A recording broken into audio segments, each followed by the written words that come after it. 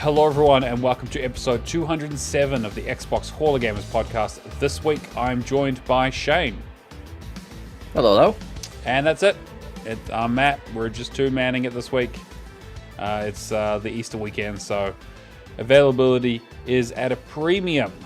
But there's a little bit of news to talk about. We got a community question. We've played a few games here and there. How you been, Shane? Oh, pretty good. Can't wait to talk about the game I've been playing. I want to go play it more. I'm dying. It's always good when you have a game like that, right? Where it's like something you're just like, right? I'm just thinking about it all the time, itching to get back to it. It's becoming more of a rarity these days. I think that there are some times where you just want to just devour a game, but other times where I'm like trying to find excuses not to play it. Oh, you're not craving to get back to My Little Pony or whatever easy game we're playing because it's leaving Game Pass? Yeah, exactly. Like I've been putting off starting that. I literally was about to start it when you said we were ready to jump on the episode. So I was like, okay, good. You've saved me from that for at least another hour or so. Gotcha, man. Oh, as always, we do the show live on Twitch. Xbox Hall of Gamers is the place to find us. Come say hi, hang out, the usual business. You know how it all works. Thanks. Moonzom is joining us this week in the chat. Thanks for jumping in. He subscribed just before we went live, which is fantastic. Really appreciate that. We do have a community question here from Red Ninja Dan, as always, who says, with Fox being in the new Mario movie, how would you guys set up the NCU? The Nintendo Cinematic Universe. It was a bit of a surprise announcement that Fox, we talked about it last week, just kind of got announced out of nowhere. Spoiled that. Yeah, exactly. It would have been a nice reveal, but I guess they're really trying to... I don't know. Yeah, the movie seems to be getting kind of mixed reviews, but I don't know. You just went and saw it, right? Yep. What? Should you want a little mini review? Yeah, sure. Why not? Give us some thoughts. It's horribly vapid, like even for a children's movie, but it's Illumination and Nintendo. I had fun. It's still a fun movie. It's still super cute. It's beautiful, but there's nothing. It's so toothless and pointless, and it's just a fun time. I thought Toothless was DreamWorks, but sure. That's what you did there. Thanks. Yeah, I mean, what did you think of the first one originally? Oh, same thing. Fun.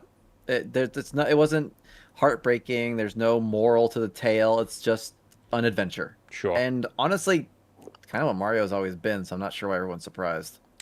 Yeah, I know that I saw a thing on Twitter yesterday that was Shigeru Miyamoto talking about how the movie has made Mario a man, as it were, in terms of like rather than Mario just being kind of a blank canvas for you to just control as a character in a world. And they obviously given Mario a bit of a personality, and he obviously talks, and he's voiced by Chris Pratt, and yeah, I don't know.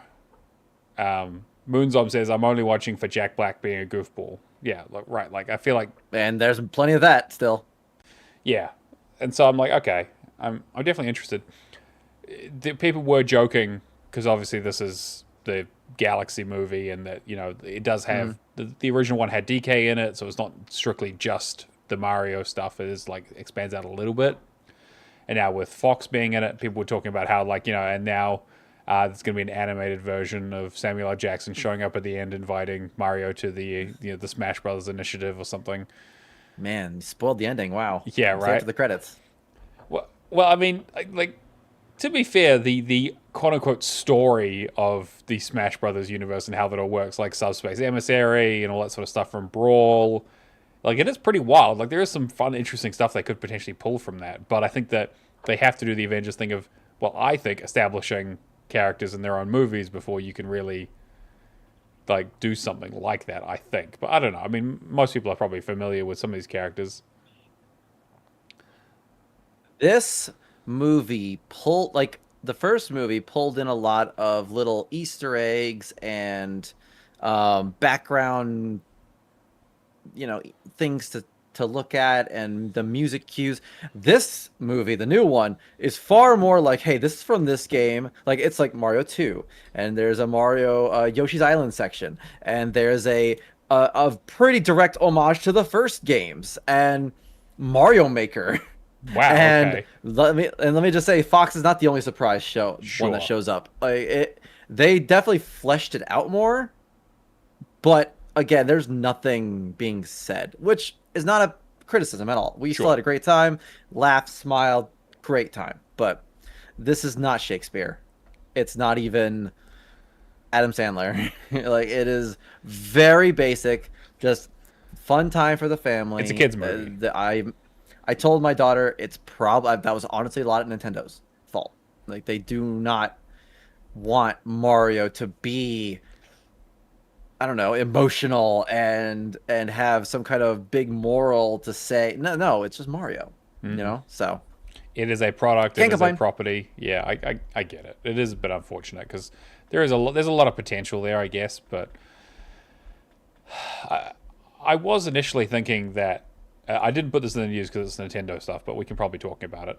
I was thinking that Fox was a bit of a weird choice for this movie in terms of like if you were going to pick from the Nintendo pantheon, Fox is probably not the first one I would pick outside of like It's it's a weird choice. right instead of like I don't know Metroid might be also a weird pick as well, but I'm just thinking like space adjacent maybe I don't know, but then Hmm. there is the rumor that apparently there is a new Star Fox game in development coming out this year, and so maybe this is just cross brand stuff where they were like, well, people need to know who this character is. If they go see the movie, maybe they'll buy the game when it comes out.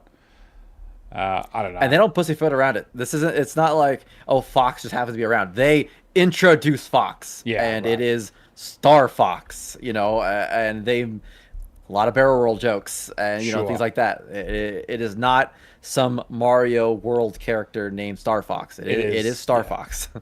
So, and I love Glenn Powell. He's great. So Glenn I'm Powell is glad great. he Yeah. got a little voice acting. Yeah, I'm definitely I'm curious to see what I mean. There is a rumor apparently that there is a new Star Fox game coming out this year. 3D Mario next 3D Mario game is apparently delayed till next year, and I can see that. there is also a rumor around a Ocarina of Time remake of some kind coming out relatively soon. What They could that just port over the remasters from the DS, please. 3DS? Yeah, that was the thinking. Like, is this going to be? Yeah, either you just kind of port it over and you go, yeah, it's just you can just play it now, or it's a more fundamental remake of those games in terms of like changing controls and rebuilding, like a Resident Evil 4 style remake or Resident Evil 2 style remake, where you're kind of bringing things into the modern day. Which, to be fair, is probably not the worst idea. I feel like if you're going to remake something that beloved, you might as well do your own spin on it. I just because I feel like the original game has been done to death in terms of like there's so many places you can play it. Most people who give a shit about it have tried it, and we haven't actually had we haven't had a traditional Mario game in a traditional Zelda game in quite a long time. Yeah, because I mean, I'm sure a lot of purists would say Skyward Sword and Fallen Kingdom or whatever it's called. Like they don't kind of count really. Yeah, like So Breath of the Wild and Tears of the Kingdom. Breath of the Wild, that's the one. Yeah, Yeah, like Tears of the very Kingdom. Yeah, very different in terms of like obviously those two are very similar, but very different in their construction from the sort of traditional Ocarina of Time, Twilight Princess, Wind Waker, even Skyward Sword to an extent. I think the last traditional Zelda game we got was the 3DS sequel to Link to the Past, I believe. Oh, Link Between Unless I'm Worlds, missing yeah. one. Oh well, I mean, Yeah. yeah. So that's probably the last one I can think, and then, even then, that's a return to the like top-down 2D version, right? Yeah. Although I guess we did get that Zelda one with the echoes thing where you can create stuff with the staff and I heard that wasn't great. yeah, I think it got I think it was like kind of interesting for what it was, but I don't think definitely not that kind of proper Zelda game. But they do have a Zelda movie in the works also, right? So it's like, okay, what does that look like? Where does that fit in? I mean, I have a Switch too, so if they do an Ocarina of Time remake, I will be obligated to buy it day one, unfortunately, because I do love me some Zelda. But yeah, I was like, again, like Zelda would be the first one I would pick for a crossover with Mario or Metroid or fucking Kirby for fuck's sake. Like I think there's just so much stuff in there in terms of like what you could do with a Smash Brothers universe or something along those lines. But I guess you also need like a reason.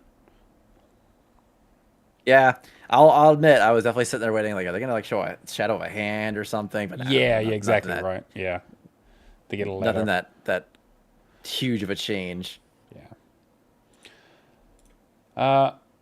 Well, let's get into some other news then. This is another Nintendo-related one. The U.S. Patent Office has revoked Nintendo's patent on summoning creatures to make them battle. So we talked about this a few months back around how there was this being challenged.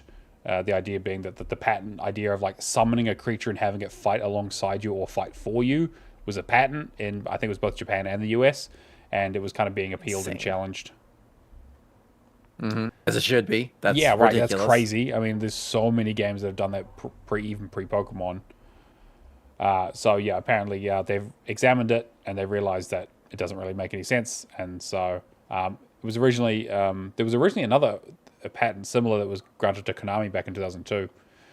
But yeah, they've essentially said that no, this doesn't stand. Obviously, Nintendo will appeal it, I'm sure.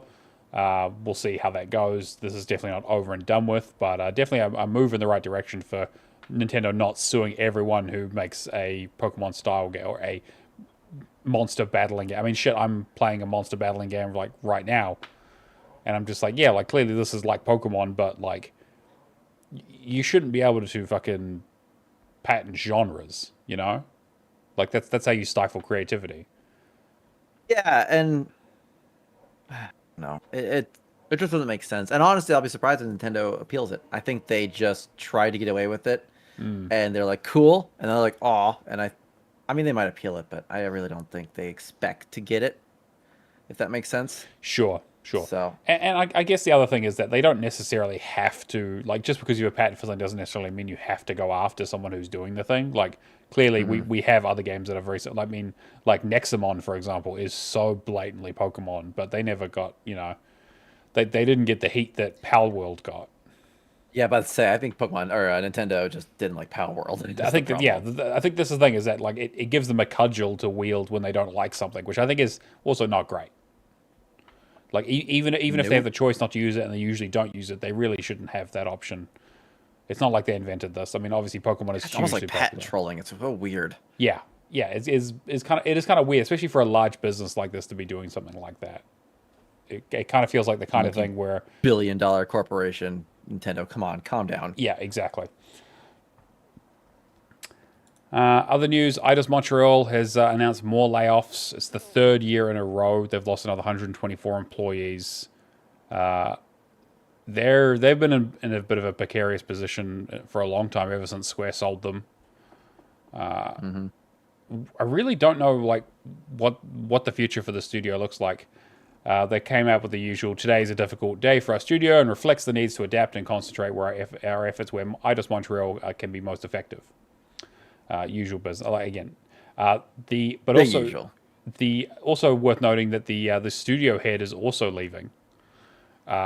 So this isn't just like this isn't just the rank and file. Like there's definitely some higher level stuff going on here.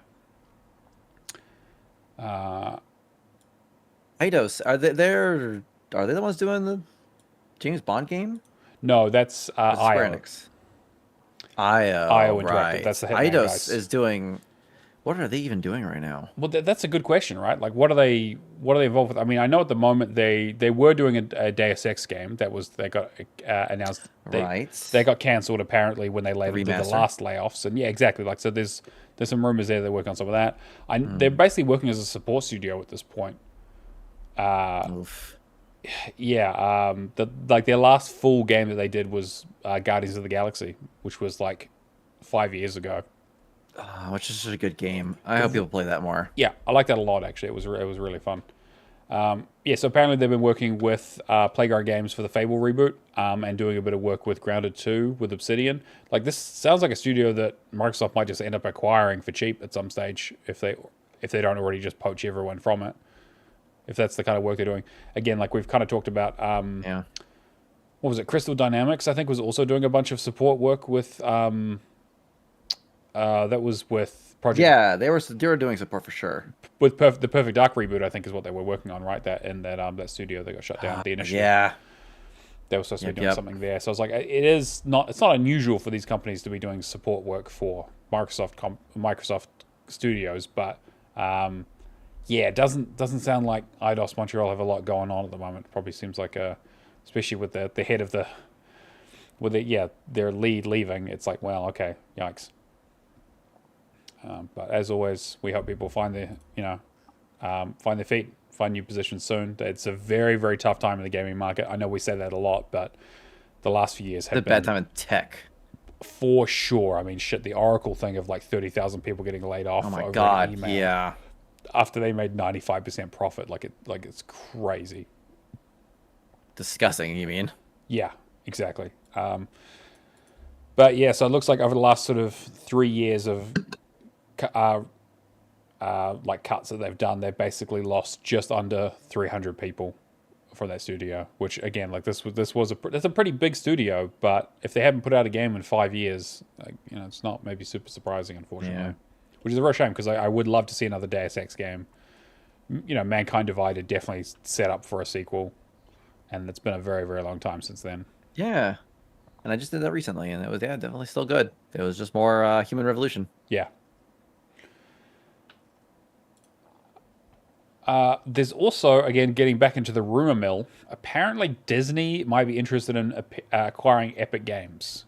The headline here is Disney may be interested in acquiring Epic Games at some point, it's claimed. So, huge grain of salt. A lot of layers. Yeah. Yep. Yeah, okay, so lots of extraction here. But there's been some talk that apparently, I mean, Disney's already invested in Epic. They already have an existing relationship. We've seen a lot of Disney crossover stuff in Fortnite. I mean, we saw like the Star Wars stuff in particular and Marvel, and fucking every time there's a promotion for something, it ends up with a Fortnite skin and voice packs and all that kind of stuff. Yeah, literally right now there is Hercules, Megara, and Hades along with all their general items, and then they've got a what's that show called? Phineas and Ferb thing coming along, which is wild to watch these characters with guns. But yeah, Disney seems really invested lately. So a lot of Marvel, a lot of Star Wars. Yeah, and I guess Disney has been in the news recently with Sora closing, and that $1 billion deal that they had with OpenAI that fell through. So maybe Disney has some money kicking around that they want to do something with. Everyone's always talking to everyone. Acquisitions are always a hot topic. And don't forget, of course, that Epic obviously is more than just Fortnite. Obviously, that's hugely popular. Epic did lay off a shitload of people in the last week or so. So that's obviously, and citing that Fortnite basically is in a bit of a downturn, and they've shut down a lot of the extended stuff that they were doing, which is a bit of a shame. But I guess it looks like that market is maybe finally contracting after all these years. I mean, Fortnite has been hugely popular for over a decade. It's I don't know, but I guess that there's apparently some internal talks at Disney to maybe acquire Epic, especially if Epic is now potentially needs a bit of a cash injection. And obviously, let's not forget that Epic owns the Unreal Engine. That's not just for video games too, right? They've showed it off with that Matrix thing that they did with Matrix Revolutions. That Very cool. there is some potential application in film and other bits and pieces that Disney might be interested in. I don't know. What are your thoughts? It will be interesting to see. I don't know what the current leadership at Disney's doing because they just got a new CEO. So it'll be interesting to see where he takes it. He's a theme park guy. Yeah. So he does. I feel like he would know that Epic exists. Sure. And might actually have the knowledge to make a decision there and maybe push to buy them. But I don't know. It's kind of hard to say. Disney's in a weird spot right now because they're making money hand over fist, but most people don't realize their main moneymaker is the theme parks. Straight up. Like they make movies and TV and toys, but the theme parks make them the most money by a good bit. Which is why, again, the theme park guy is CEO now. Yeah. But if anyone hasn't noticed or been paying attention to the world, America's doing great. So their theme park income is also dropped because people aren't coming here. So maybe they are looking to expand into video games and start licensing out Unreal to movie studios and game developers and try to get that income because video games are in a rough spot since 2020, but I'm sure that isn't long enough ago where a lot of CEOs and investment people aren't seeing video games as maybe a route to increase their coffers a little bit. You know what I mean? Yeah, I mean, video game investment has dropped off significantly since the AI bubble started, right? And Hmm. that's where all the money is gone. But I think that, yeah, to your point, that like I think there is more to Epic than just the video game piece. I mean, like did like just like spitballing like a Fortnite theme park would, I'm sure, do absolute game. I mean, we talked last week about like the Minecraft theme park that they're doing in the UK. Like something along those Yeah. lines would actually, I think, do really really well for them. I'm sure. Um, yeah, I don't know. I mean, like, yeah, it might not be gaming per se in terms of like the way that Disney has opened up and closed studios in the past. You know, like when they did, what was that Toys to Life game they did? Disney Infinity. Disney Infinity, right? Yeah, and God, I obviously like miss they did that for a little bit, and they did have a few studios for a bit that just kind of Rip. in the sort of early 2010s, I think it was, and then they kind of go through a bit Hmm. of a cycle. So maybe this time they're like, well, actually, we're just going to acquire some gaming here as opposed to trying to build it up ourselves. Clearly, they just want the Epic Store. That's the whole Yeah, that's point. the Like they just one. want Yeah, to inflate exactly. Steam. Yeah, Well, that's the whole reason they'd ever want to get Epic. they shut them So down, maybe. popular. Yeah, exactly. Just end it. Stop, Just put it out of its stop, misery. please. I mean, there's also like integrations with like Netflix have been in talks around like having some sort of integration with Microsoft potentially with Game Pass. Like maybe this is like we do a Fortnite pass with Disney Plus thing. Like there's definitely opportunities of like cross promoting and that kind of stuff for new Mhm. releases both in the video game and in the multimedia stuff. Thinking forward, they might see Fortnite. I mean, yes, it's globally popular, and yes, everyone's playing it, but a lot of kids are playing it, Yeah. and that could be their in to start grooming. I don't want to use the word grooming, but getting young kids to grow up with Disney and get more into Disney because I do know that their clout with kids isn't as strong as it used to be. Like they're still very popular, but when's the last time there was a really big Disney movie? Like Zootopia, yes, but Wish was a huge flop. Like that True. did terribly. And they're seeing less and less income from their live action remakes. Maybe they're gonna try it. Maybe they could see that as a potential way to start getting these kids back into Disney and growing up with their. I don't know, man. Yeah, you know how these CEOs think. Like they're not thinking now, how can we make money? They're probably thinking 30 years ahead. Like, hey, how can we get these kids that grew up with Disney? They love the Disney. They want to come to our parks and I mean, did like Disney, well, the unlike digital. most businesses, have definitely been in the long game business with this stuff. I mean, like theme Mhm. parks are something that you don't just build and then abandon a year later, usually. Yeah. If there's anyone that's thinking probably way further ahead than most people think they are, it's probably Disney. They've been around for a long time now and have never fully, truly been hurting since what, the 50s, if that. Yeah. So, yeah, I'm sure if they are having those talks, which again, lots of salt there, a couple layers of salt there. Uh, yeah, that's probably where their thinking is and how can we engage a new audience and get more people into the world of Disney? I mean, at the end of it, though, like Epic is a founder-controlled company. Like at the end of the day, Tim Sweeney Hmm. is the one who has the reins. He can make the decision, and if they're able to convince Tim that it's worth doing and that he's decided that he wants to be out or he needs that cash injection for the business, I mean, the man's a billionaire, so whatever. I'm sure he doesn't care that Yeah. much, but like it could happen relatively quickly if they just manage to get him on side because he can make that decision and kind of have it done because it's not like it's a publicly Give him a traded couple company. Scrooge McDuck bags of coins and then put them on a board or something, and then boom, there you go. Yeah, You got Epic. exactly. Yeah. So yeah, I could definitely see that happening. And then again, the news is a little bit quiet this week, but we do have one last announcement here. Was that Xbox has announced that they are doing their summer showcase as expected. It's going to be in June around the Summer Games Fest.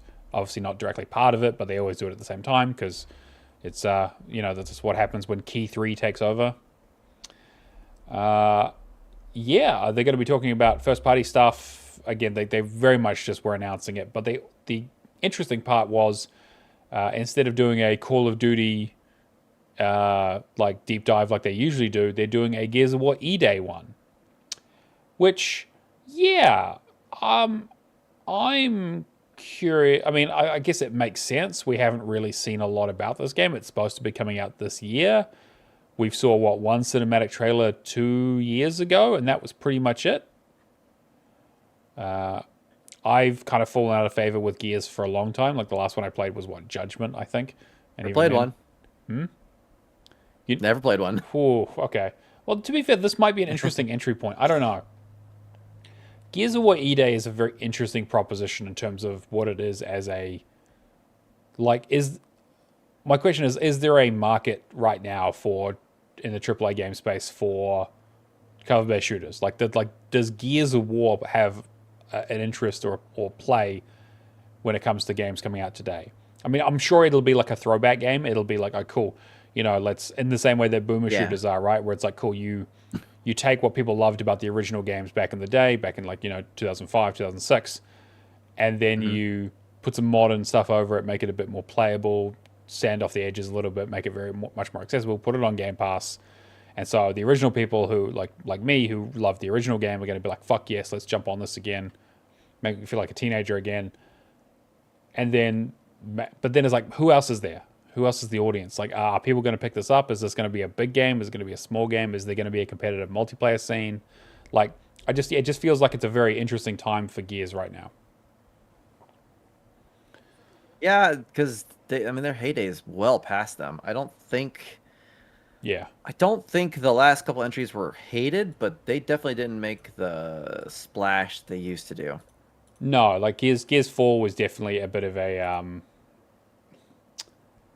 yeah, people had some thoughts about that for sure. Same with Judgment. Judgment especially, and then Gears 5. I think more people like Gears 5, but even then, and that apparently ended on a bit of a cliffhanger.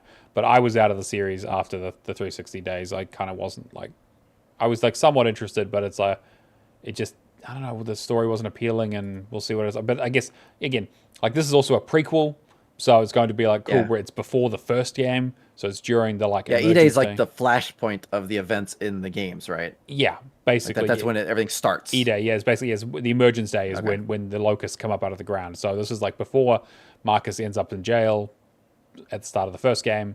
It's all the sure, yep. So yeah, so I guess we'll see what happens. It definitely feels like a bit of a throwback, but I'm just curious to see what is the audience for this game. Is it just people who played Xbox in 2007? Because if it's that, I mean, I'm more curious about the. Yeah, go ahead. I was like, if it's that, then it's probably a decent sized audience, but how many of those people have Xboxes? Yeah. Well, again, cloud. I guess there is cloud. Yeah, you can always play it on cloud. That's true. Sorry, what were you going to say? I wish I could see those numbers. I wish I could see how many people are engaging with cloud gaming. Really, that's where they're playing. It might be why Sarah Bond's whole everything's an Xbox thing was dropped so hard. Oh yeah, they got rid of it. I mean, they even had an announcement the other day that it was basically they even confirmed with Windows Central that it was basically Asha Sharma didn't like it and just scrapped it. Yeah. Which was what I was going to get to, is this will be the first showcase. I know these are usually planned out, I would think, pretty far ahead. Yeah. How much do you think she came in and just started pairing things up? Because she has definitely made a point. It's almost like getting a gamer in there, like a Twitter Xbox fan got into Xbox and just started doing the things that everyone's been complaining about, which I'm not sure is good or bad yet. Sure. It's been 2 months, if that. Yeah. So, I'm not sure if that's a good thing yet, because we don't know what's happening behind the scenes. But I do wonder how much she came in and changed what they'll be showing.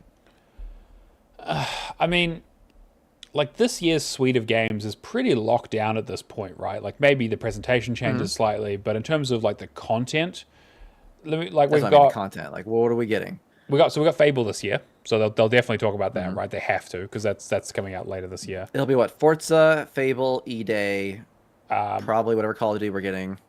Yeah, the Halo remake, Halo 1 remake that they're doing, because apparently that's this year as well. Maybe I'm not sure 100% on that. Farther no. The new Minecraft Dungeons 2, and maybe they'll talk more. Maybe, I think it'll probably be pretty quick, but like yeah. that, they did already announce that at Minecon or whatever, so that is coming out this year. Maybe they talk about it. But the game showcase is usually where they do future stuff. So That's I true. That is wonder true. what she has come in and gone, okay, we're going to focus on this now. Yeah. Or sky high expectations. Does she go back and go, okay, how do we get Perfect Dark back up on like running? How do we go back and get scale back? Yeah. Like, I don't know. It does feel a little fanboy-y the way she's been announcing a lot of the things coming. Like, how far does that go? I wonder. It's a good question. I think that, again, like getting Perfect Dark up and running is probably not going to happen, right? But I get what you're saying, right? There's definitely a piece there of like, she's talked quite heavily around bringing Xbox back to its roots, or again, for whatever that means, and the idea being that they want to talk a bit more about the console strategy and the exclusivity strategy, and like having a reason for people to buy the damn box, which has been the question for the last year and a half, right? Has been, why would I buy an Xbox at this stage if you're going to bring out everything on PlayStation and I already have a PlayStation? Because statistically, I probably do own a PlayStation. Yep. And if you don't, you're probably not going to buy one now because they just went up by like $200.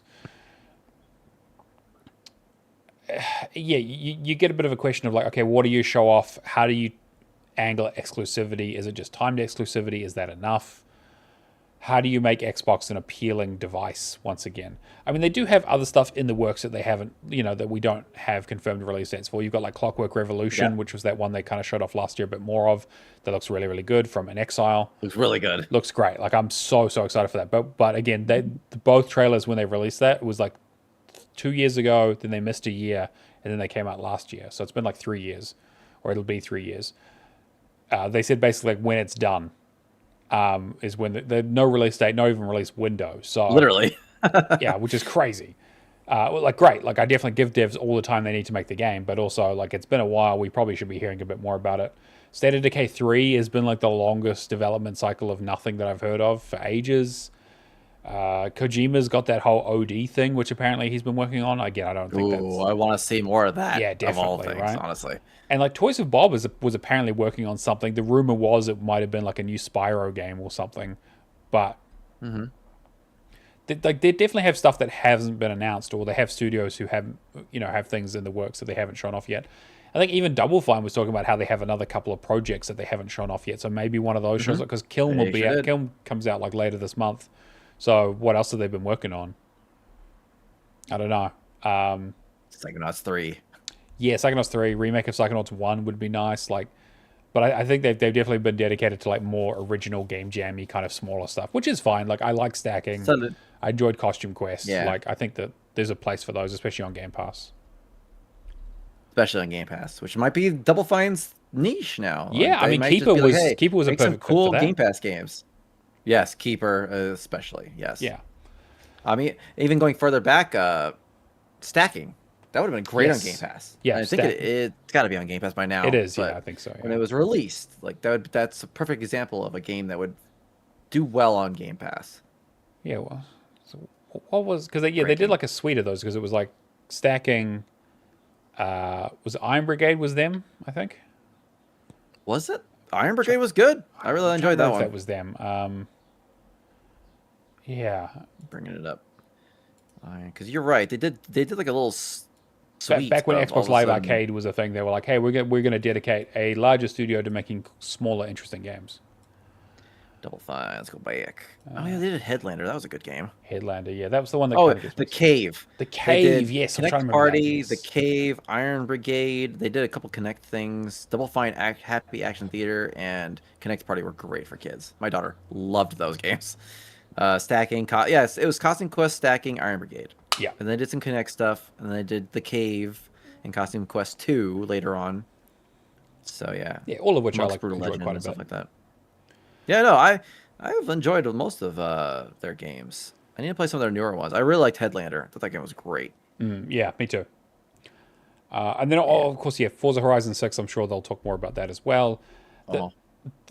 I'm actually more interested in what kind of like third party stuff they might show off here, because I think we kind of have a handle on most of the first party stuff. Like we've kind of gone through that list and gone, yeah, we either know stuff's coming out this year or we have seen stuff before.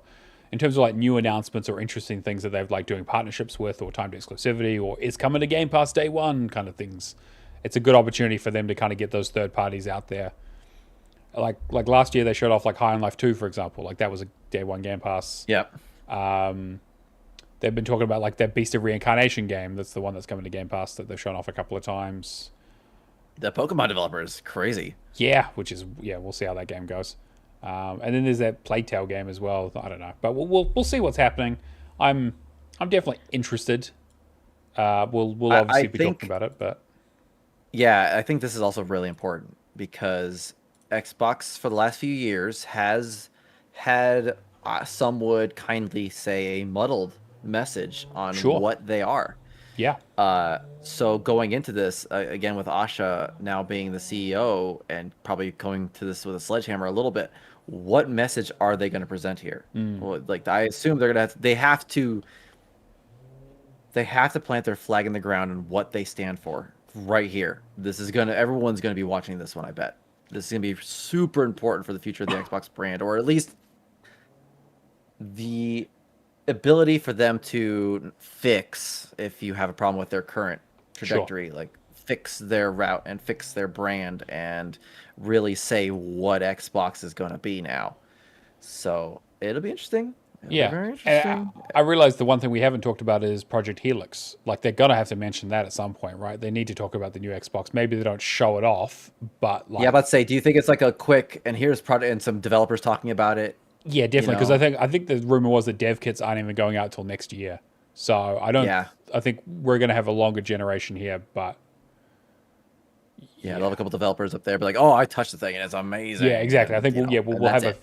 Yeah, exactly. I think we'll have a bit of a sizzle reel of developers being excited for it. And, you know, maybe we see like a little like tech demo thing of like a, you know, something they've thrown together and like, oh, here's what it might look on the new hardware or whatever, and it'll put disclaimers all over the our eyes and go, yeah, it's running on like 3 PCs. We know, guys. Yeah, exactly, exactly.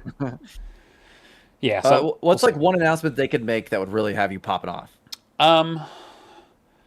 There was that rumor about them bringing back the backwards compatibility program in some way. I think was that a rumor or was that like a full on? Well, they said they were doing something, but we didn't know actually what it meant yet. Whether it was they said how, you know, we're bringing the team back. They're rebuilding that team for something, right. But we don't know whether that's to add more old games or whether it's to do something to do with the new console, or if it's like, hey, bringing original Xbox games with achievements or remastering or whatever it looks like. So that's the thing I'm probably also like most looking out for is to, you know, like you and I both have huge backlogs of games to work on and you know, like, so it's like whenever we get enhancements to our existing games is almost even more valuable to us than new games being announced. I remember when my first episodes I was on, it's like Max Payne 3. Hey, announce Max Payne 3, and they did it. It's so nice to play on that Xbox One compared to my 360. For sure. Yeah, so I think that would be an interesting one. I'm trying to think of any other big announcements I'd like to see. I want Viva Pinata 3. If they announce Viva Pinata 3, I would be so happy. Rare, yeah, that game is so good. You know what? Yeah, what the fuck is Rare doing, right? Because they cancelled Everwild. They've been doing Sea of Thieves forever. Thieves, man. Yeah. Seeing something new from Rare would be amazing. Yeah, 100%. Yeah, I love Viva Pinata. What was the game? Poketopia or whatever that new Pokemon game is? Yep. Yeah, everyone I trust has compared it to Viva Pinata in the way that it works, and I'm like, ooh, God, I wish I would. I want a new Viva Pinata game so bad. Yeah, it's like Viva Pinata crossed with like Animal Crossing, crossed with like some like terrain stuff. It looks really interesting. Yeah.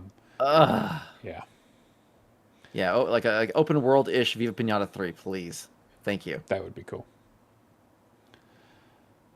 All right, Game Pass updates. Do you want to go through those, Shane? Yes, because I have that up and I am ready to go. All right, so on March 30th, we got The Long Dark coming back, which is good. I actually want to play that one. That's coming back to all Ultimate, Premium, and PC. March 31st, we've got Resident Evil 7 Biohazard, Game Pass Ultimate, also Premium, and back. PC. Yeah. got some returning ones, which is nice. April 2nd, we have Barbie Horse Trails. We had. I've heard people say that was kind of a fun time. Game Pass Ultimate, Game Pass Premium, PC Game Pass. April 2nd, we also had Claire Obscure Expedition 33 drop down to the premium tier. And then April 7th, we've got Final Fantasy 4? Yep. Yeah. 4 coming to Game Pass Ultimate, Game Pass Premium, PC Game Pass. And then leaving, we've got Ashen, Eiyuden Chronicle, 100 Heroes, Grand Theft Auto 5, all of them. My Little Pony, A Zephyr Heights Mystery, and Terra Invicta. I kind of wanted to do Ashen, but I think I'm just going to pass this list this time. Yeah, I'd like to do Ashen, but My Little Pony is a pain. Ashen's got that damn uneven gamer score for it, which I really like. Yeah. It's like the only game that does, and I fucking hate it. But My Little Pony is the only one I might do, but I've heard that's a pain to get through. Yeah, it's a chore. It's like 10 to 12 hours as well. Like, yeah, exactly. Like, that's too long for a game like that. I do have it installed. Like I said, I was about to play it, start it before we started the podcast, but I sensed it, and I'm like, I must stop him. I must save him I appreciate you, Mr. President, get down and just fucking tackling me out of the way, because I was about to jump into Brony land. You're about to get some friendship. Exactly. We also have the Patreon, patreon.com/HorrorGamers. A huge thank you to Old Bay Clown, Cavaliero7, Hack and Pone, Kung Fu Skills, Happy Moogles, Admiral Also Natolator, Lee Howard, Left for Legacy, and Venoms AU. We really appreciate your support, guys. We couldn't afford to do the show without you. So yeah, if you want to help join the Patreon, help support the show, patreon.com/HorrorGamers is the place to go. We do try and put extra content on there when we can. Usually like LCA, Lights, Camera, and Action, our video game, TV, and movie review show. But if there's other things you want to see and you want us to do, let us know. We're open to new ideas. We've been kicking around a few things here and there, just trying to find the time, because obviously, we all have busy lives and do this out of the goodness of our own hearts. So let us know. But again, we want to make sure that we're giving as much value to you guys as possible. So a huge thank you. We also have the monthly theme, which for March and April is Everyone Was Kung Fu Fighting. So now we're in April, playing games where you can engage in unarmed combat. So get your fighting games in there, get your brawlers in there, other bits and pieces. Really curious to see what kind of interesting games you guys have been playing. Speaking of what we've been playing, I'll let you go first, Shane, because I know you're itching to talk about some of your stuff. I always forget when I was last on, so I'll just start with I knocked out Mythrect before it left. That was interesting. That was an okay one. Yeah. If anyone's played it, you unlock a new cool hip version of a god, and then you go around the island fixing their things while also unlocking yet another new god, and then you do their things, and that's it. It's over and over and over again. It's literally, and I enjoy those, so it was a pretty easy time, but I could not tell you what was going on. I did not pay attention to any of the dialogue or story. Blew through that one quick. I also finished up Duke Nukem Forever. I hate that game. It was not good. It was not fun. Did not age well. And ticked me off. So that pinball. Why is there pinball? Yeah, that pinball sucked. Completion. That was awful. I was so happy when I finished the second one in the DLC first try. Oh, felt good. I did dig back in the coffers and did Bard's Gold, which I think I've had that game for probably getting close to a decade now. I've had that for a long time sitting in my... I know I've seen that key art over and over again in my collection.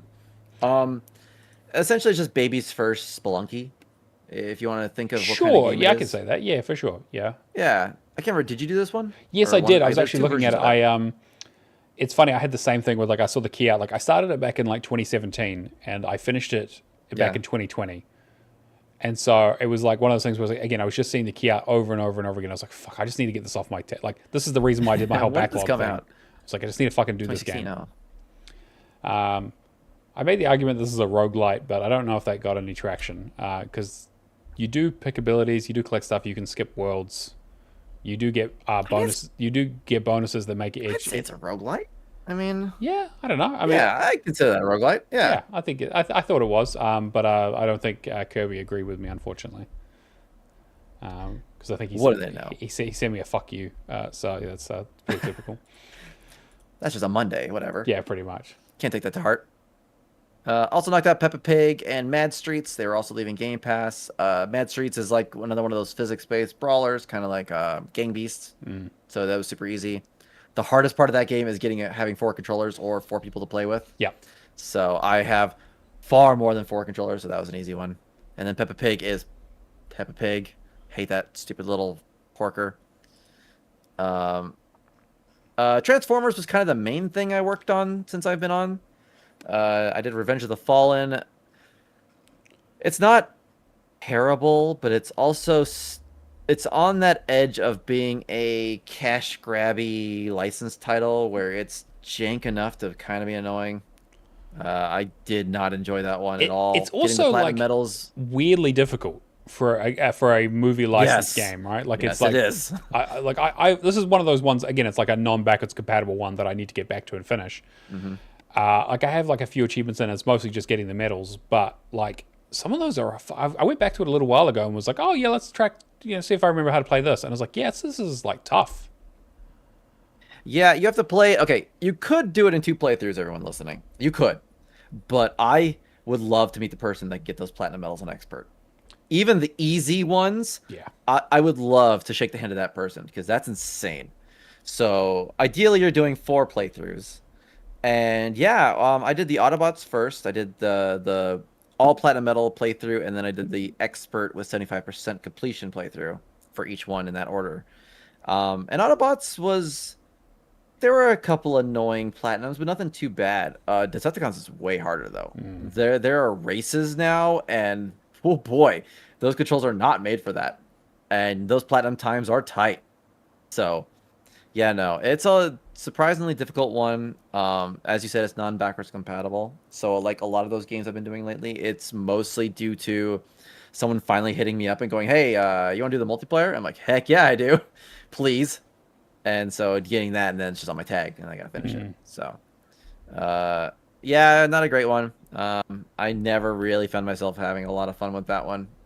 It was just jank and hard and broken and just not fun at all and annoying. Why do the Autobots care about American politics? What is going on? Michael Bay, yeah, come on, man. And Shia LaBeouf, all the characters are voiced, by the way. Shia LaBeouf is in that game. So is Megan Fox. Yep. Peter Weller. Like, why, guys? I mean, it was of the time, right? Like that's what used to happen back then. But Shia LaBeouf is so annoying. Like, there's a level where he just starts talking, and I'm like, shut up, Shia. Jesus Christ, bro. Just stop talking. You're so cringe. It's such a pain. So then I finished that, and I'm like, okay. I don't want to do anything that's leaving Game Pass. I don't want to do any the one game I have left from Christmas, which is Tomb Raider. So I'm like, okay, I want to play something new.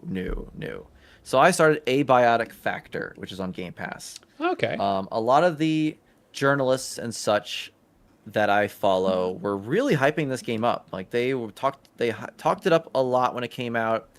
I didn't really know anything about it, so I started it and just jumped in because all the achievements are doable at least, and I'll just ram my head until I get it done. 60-80 hour completion. I think that's gonna probably be about where I land. It is a long one. So essentially you are I was gonna say scientist, but you can be like a janitor, you can be an intern. You pick a class to start, and it gives you a bonus. You know, like I think my guy is my inventory is a little lighter.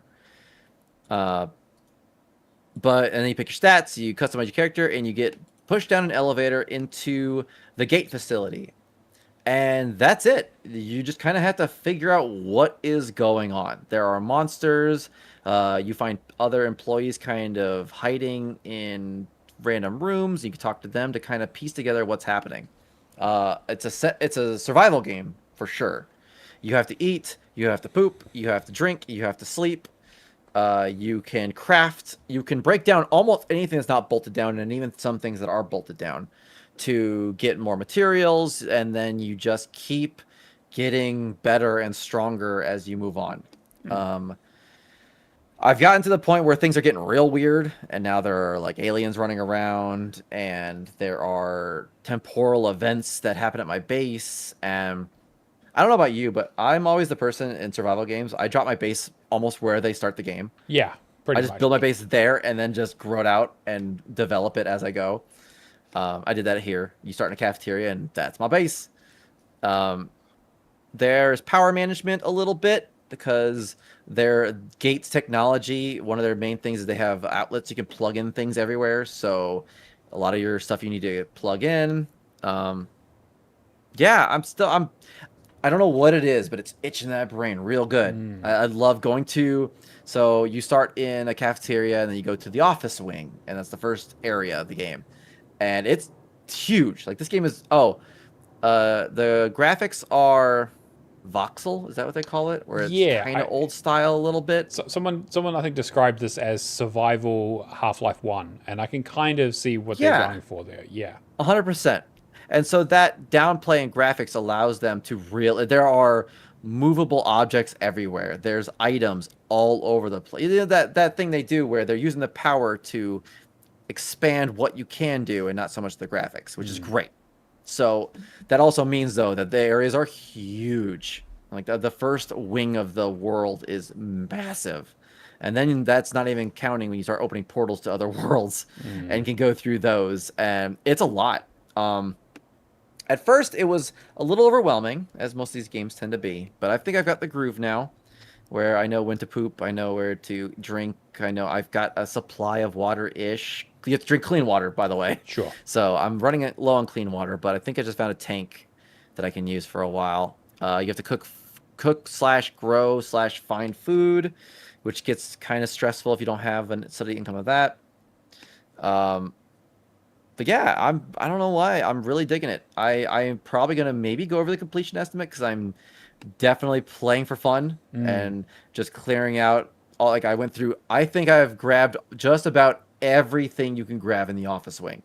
Wow. That's all the furniture, all the items, I've killed the monsters which respawn, so that doesn't really matter. But yeah, I've stripped everything that's not bolted down, and I've got it in my base now. And now I'm going to the next area. How So, punishing of a completion is it? I mean, like, I'm not a big survival guy myself, so I don't know if this is for me, but like, once you get the grips on how keeping yourself alive works. So pooping, honestly, if you take too long, you'll poop your pants, and that's actually something you need at one point because you need to make fertilizer. So that kind of is beneficial. But food and water is the hard ones where you need to establish how that works so that you have a constant flow of clean water and food. But beyond that, I am not struggling at all.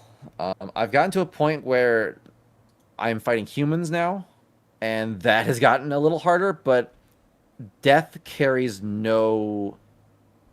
It weakens your equipment a little bit. That's Sure. it. And you're pushed back to a checkpoint, which the enemies still keep all the damage you gave to them. Everything that happened still exists, that kind of thing. It's a percentage world, but your equipment's damaged a little bit, and you're back a couple hallways over. But you just run back to where you were and give the enemy a good smack or two, and he's dead finally. So you can brute force it that way. It also became a horror game suddenly, where I went into like a foggy world, and there's these giant monsters that are chasing me, and I definitely thought, because it's like you said, it's kind of old style, so they kind of walk stiff. So I'm like, okay, if I just get away from them, they'll leave me alone. But then they started like crouching and like reaching into buildings after me, and I'm like, oh my god! Yeah, And right. it definitely scared me on stream. But no, I don't think it's very punishing so far. Again, I'm only in the second zone of I'm not sure how many, but yeah, I think a lot of it you can brute force. I'm not sure what the detriment of even not feeding yourself would be. I would assume you die, but then if it's the same punishment for death normally, you're just gonna respawn with full health and full food and full water and full sleepiness, and just have to go grab your equipment you dropped. So, and even then, you don't drop your equipment; you only drop stuff in your inventory. So, Oh, okay. yeah. Worst case, you got to brute force it. It won't be very fun, 80 hours, but you could do it. But yeah. Oh, and then on top of that, all it's 4 players, so you could Oh, okay. get a crew together, and that would probably make this a lot easier because I'm the one having to go out and grab things, and my inventory's full, and then drag that all back, and then go out and drag. If there's 4 people doing that, I can imagine that's a lot better. Yeah, But, for sure. Okay. I don't know what it is. I don't. It didn't click with me at first, but I am like I'm sitting here going, I can't wait to get back. I mean, I gotta get that. There's that weird elevator I saw. I gotta go check that out. Oh, I need a couple CPUs from the security bots. I'll wait at night and kill that. Yeah, so it's definitely itching something, and I'm very excited to get back to it. yeah, I mean, like I think like review wise, it's done very very well, and I remember seeing a few streamers playing it when the like I think it was like a demo originally came out, or there was a few streamers who were like, hey, I'm Hmm. going to do like a sponsor stream with like 30 minutes of this, or it looked really really interesting. I'm not again like I said, I'm not a big survival guy myself, but curious to hear your thoughts as you get further into it, and especially when you complete it. So Yeah, it definitely could check in. change, and at the end, it's something super hard and grindy. I'm just like, I hate this game. It's stupid. I'm so happy to have it done, but I guess we'll see. But what have you been playing? Anything So fun only a other than few Final Fantasy? things, but Final Fantasy VI. So I talked, I think, a little bit about that last week. Best one. I don't know if it's the best one. It is good. It is good. That's the best one. It's good, but I got a message from Shane who thinks 4 is the best one, and I kind of see where he's coming from. I think six is definitely like obviously there's a big jump in terms of like the technology they used and the complexity of 6. Hmm. I like the Esper system quite a bit. I like how that kind of works in terms of like learning abilities and kind of equipping different Espers to learn different spells, and then you permanently keep them, rather than the sort of more typical job system, so you can make people a bit more well-rounded. But I think the game suffers from having too many characters.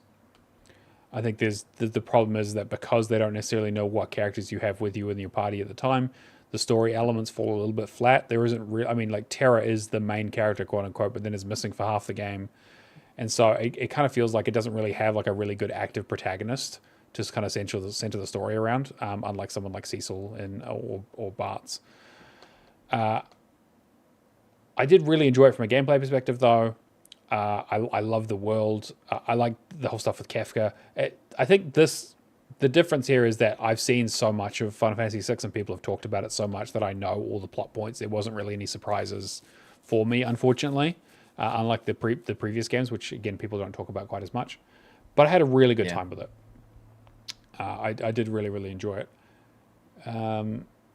Yeah, although some of those blue magic things were a fucking pain in the ass, but that's always the case. Yeah, but that's me done with the Pixel remasters. So that's 1 through 6 done. And I was looking through my list of what other Final Fantasies I have left. So it was World of Final Fantasy Maxima, which is another one that I started this week. I've done like the first tutorial boss or like done a Probably couple the of. one I want to play. Yeah, again, this is very like it's basically Pokemon. You throw prisms to capture creatures and summon them and do stuff. It seems weirdly complex, but I'm also like because there's a whole stacking system and there's also evolutions and stuff. So I'm curious to see kind of if it makes a bit more sense as I go through it. But it feels like it throws quite a bit at you. So I'm kind of playing that a little bit, but I'll talk more about that once I have a bit more time on it. I picked up Final Fantasy 12 because it was on sale for like 60% off, and so I have that ready to go. That's probably my next one. I still need to do Crisis Core, and I've started Stranger in Paradise, and I think that's about it. Yeah, I mean outside of like Final Fantasy 15, which I need to do the DLC for, but I about to say, have you done the multiplayer comrades thing? yes, I 'Cause, did. I man, did you wanna Comrades. jump in and help me. Dang it. Yeah, I mean I can give you a hand if you need it, but Kind of do. yeah, I went through Final Fantasy 15. Like I've played through all the DLCs except for the last one, but I have achievements in each of them for the difficult stuff that you need to do to finish those up. But they are definitely quite tough. Yeah, so I'm trying to think if there's anything else. And I guess I do have that last couple of achievements in Final Fantasy X2 for their roguelite fucking dungeon crawling bullshit thing. But anyway. Oh. Yeah, so we'll see how that completion goes. I am trying to get as many of those games done. I don't know if I'm going to do them all back to back to back like I did with the Pixel remasters because they are a bit more of a time investment, but I am eager to look at 12 once I finish a few other games. Speaking of which, I also did Steel Rising as one of those kind of in-between games. This is one that I had on, it's like on sale at the moment for like $10 or something. It's a ridiculously cheap price. This is made by Spiders, so this is the company that made Greedfall. Which I think just got shut down, unfortunately. Yeah. It's a little bit like Baby's first Dark Souls. it is or Timu maybe Timu Lies of P is probably maybe even a more apt thing, where it's like it's very stylized, it's very French. The idea is that you're an automaton during the French Revolution. You're a bodyguard for Marie Antoinette, and you're basically told, like, the king has basically declared that he's going to kill all the rebels by launching an army of robots on them, these sort of automatons. And so you're like one of the few that can, you're like the only one that can speak, and you have your mind of your own, and you get ordered to go and basically figure out what the hell's going on there. So you go out into the world and just beat the shit out of things, Dark Souls style, fight robots over and over again. It definitely like lacks enemy variety. You definitely get like a lot of like, oh, it's this one, but he's a different color now, and he's like, there's a lot of that. It's a red one now. Yeah, exactly. It's like, oh, this one's a fire version of that one, or a lightning version. Yeah, I liked it. It's definitely quite janky. I had a lot of hard crashes, like ones that would turn off my Xbox. I had a few glitches in terms of like getting stuck on stuff sometimes. The camera is kind of not the best, but it has the core of the Dark Souls stuff. You know, you have a stamina meter. You have you use like anima to level up at certain like bonfire points. The story is somewhat interesting, especially if you know how the French Revolution went and you know the players. Like, you'll meet people like Lafayette and Robespierre and like a lot of like people in that space. It's interesting. I'm not like, I was kind of jonesing for another Souls-like after finishing Wu Chang the other week. And this definitely scratched that itch. They added a New Game Plus mode, which makes some of the achievements a lot easier. They've added an assist mode that you can do, but you shouldn't, like, it disables some achievements, but not all. So if you get all those achievements, you could use the assist mode if you really needed to. But honestly, the game's not overly difficult. There's definitely some bullshit in there, but I enjoyed it. Like, it was a solid, like, 7 out of 10, like, just kind of, like, relatively straightforward, like, 25-hour. I think it was just under 30 hours I think I got for completing it.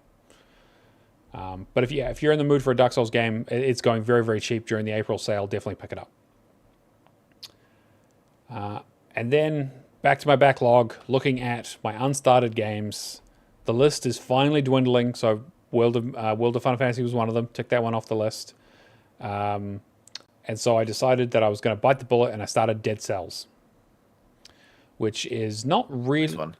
Yeah, Dead Cells is an interesting one because it is almost the perfect blend of what I like and don't like in a video game. Like, it is the most 50-50 game I've played in a long time. It has beautiful Metroidvania 2D art style, fun enemy design, like dodging mechanics, cool weapons, you know. Like, you have a lot of that Metroidvania stuff, like you learn new abilities to get into new areas and things like that. And the animations are great, and like the mood and the tone and like how it looks is just so cool. But at the end of the day, it is a very, very traditional roguelike in terms of, you start the thing, you get like a randomized weapon to start with, a couple of randomized weapons to start with. You try and find better versions of them. The maps, you basically pick a route, and each of the maps you go into are randomized. The enemies are randomized, the loot's randomized. And you basically just run through the same thing until you get to the final boss at the end, and then you maybe beat him or you don't. And you basically repeat that ad nauseum. And I feel like it's unfair for me to complain about it too much, because this is a game from 2018. Like, so this is very much things have changed quite a bit in the roguelike space. People have expanded stuff. It doesn't have... Well, it has some meta progression stuff, but definitely not to the level of something like Hades or Ashen, which I also know... Avowed. No, not Avowed. What the fuck am I playing? Sworn. Nope, I haven't had that one. Sworn is the one I'm playing, rather. Jesus. Anyway. Like, something like that where it's like, okay, cool. I don't really feel like my character is getting any better. I'm getting a couple of new abilities in terms of like being able to climb things or access new areas, but my weapons don't... there's very little in terms of like overall meta progression of like getting better weapons. It's like, yeah, I unlock new types of weapons and new abilities, or like new weapon types to add to the pool, and some of them are definitely better than others, but there's only like one upgrade that basically increases like the rarity of the loot, or like you get like a plus version or a plus version, but those cost a lot to get, and there's only like 2 upgrades for those, maybe 3. And the enemies get really, really tough really quickly. The saving grace for this game is that it now has assist mode in it that makes it so much easier and much, much more palatable to do. So assist mode allows you to basically, whenever you die, you can restart a checkpoint. You don't have to restart your whole run.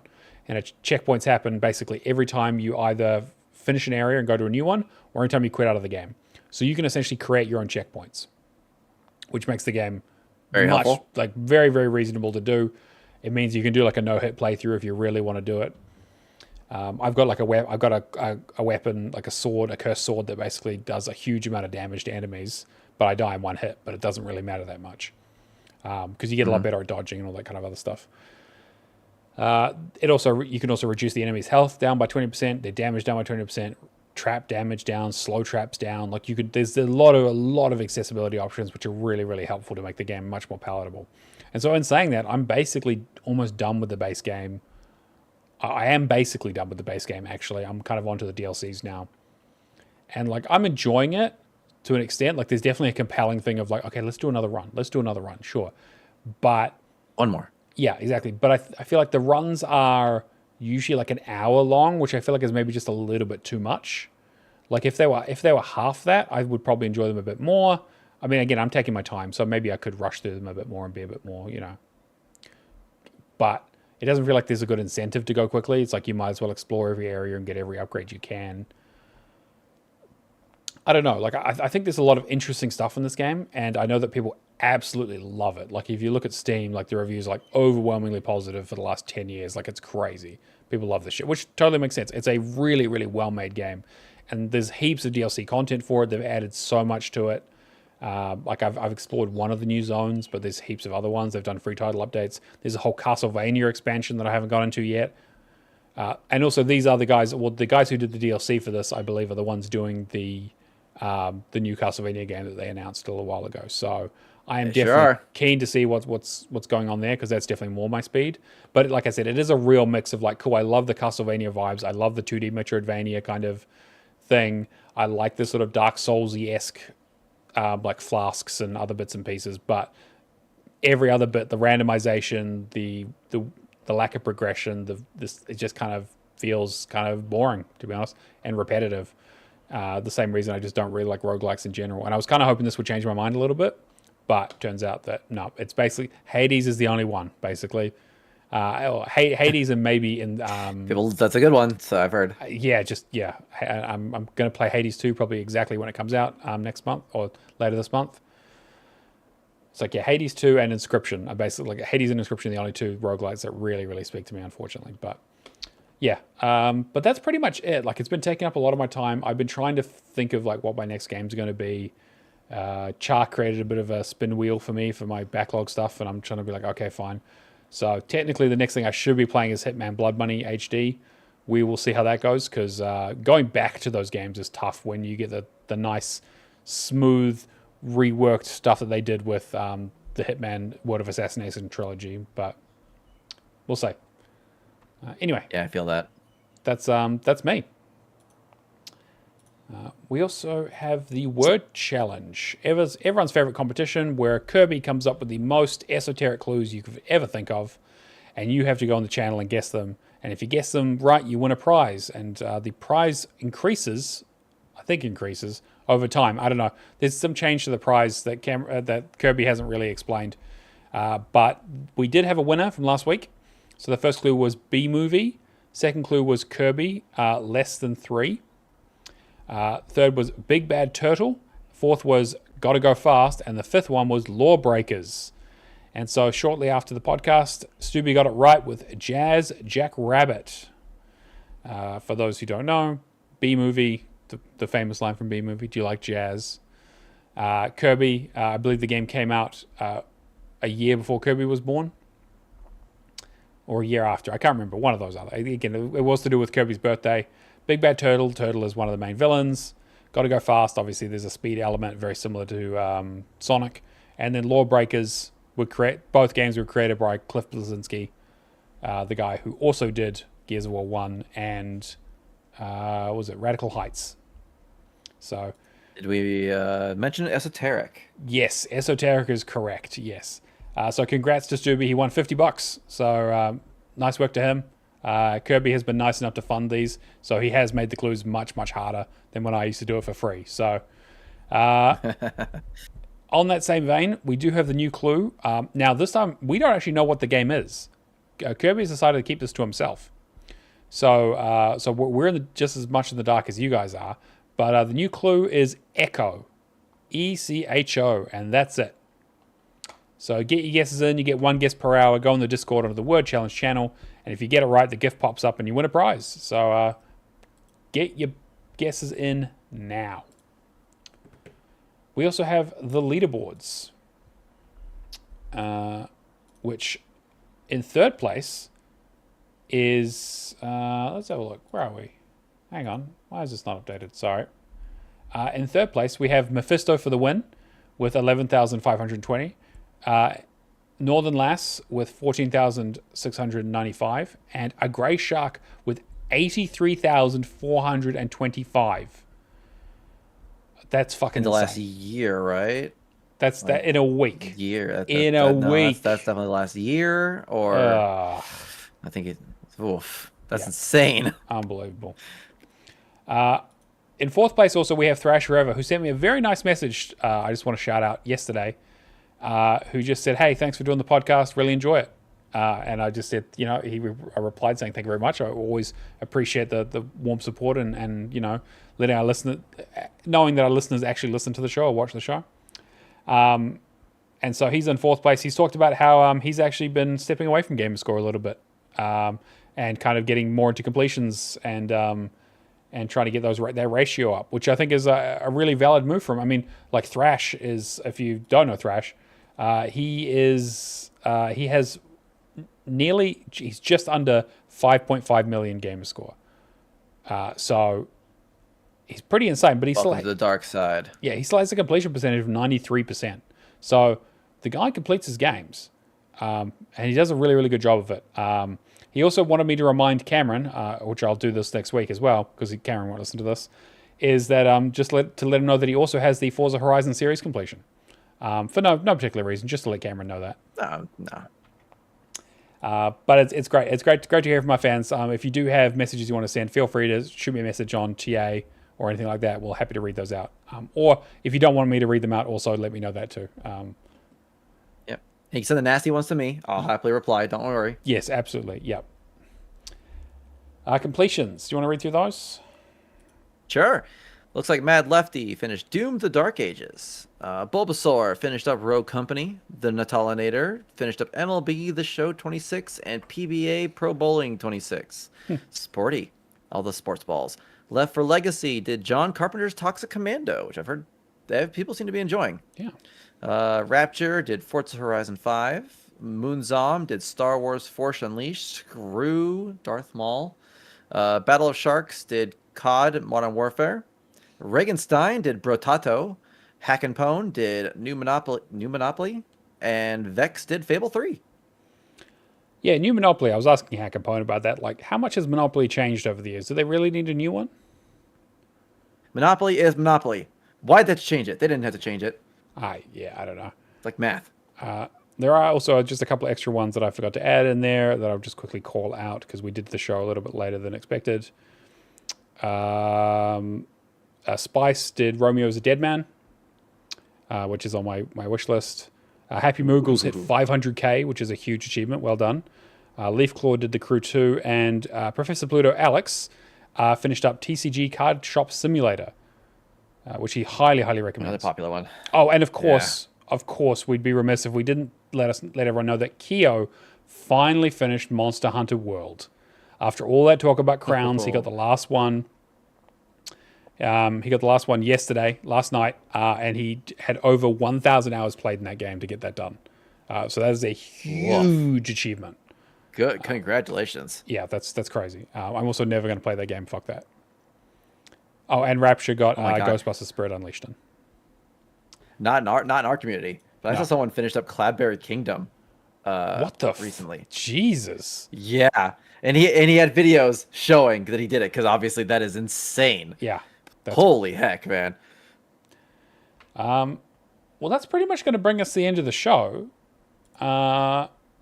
anything you guys want to shout out? You got anything, Shane? You got Any of you guys? anyone? No, Chat? just Firehawk D streaming, gaming.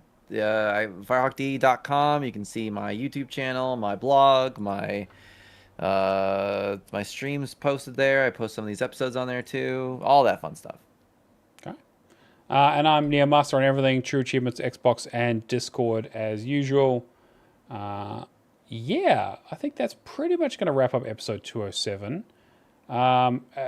Make sure you check out the episodes on your podcast platform of choice or on the YouTubes, where Char does a wonderful thumbnail and helps me come up with the title for each week. So I greatly appreciate that. They're a wonderful person. Not sure what the next few episodes are going to be like. Cameron is suddenly very, very busy with his new job stuff that he's doing. So we might have a bit of a rotating cast. We'll see how that goes. But we'll keep you posted. The Discord is the best place to keep up with all the news about the podcast and us in general. Thank you for joining us. We will catch you guys next week. See you later. Adios.